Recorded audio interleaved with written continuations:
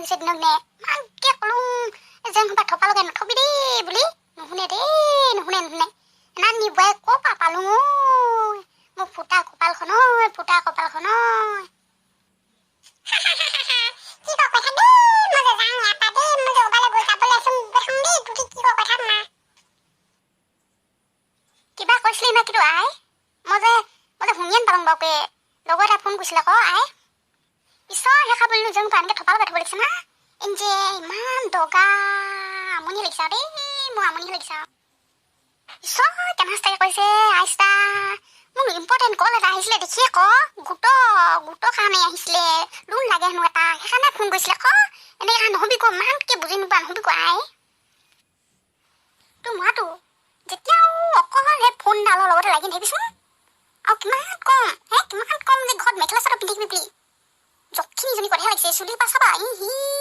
চুলি সোপা খোপাই দি ধুনীয়াকৈ বান্ধি থ'ব জানে এমানি বোৱাই এমা চিতা মোৰ ফুটা কপালৈ দেহি ঐ লোকৰ ইমান বাৰু বয়সখন আছে মেখেলা চাদৰ পিন্ধি থাকে খোপা ধুনীয়াকৈ বান্ধি থাকে মোৰ চিতা সেই কিটো এনা ৰচকী চিতা কিটো এনা চুটি কাপোৰখন পিন্ধি থাকে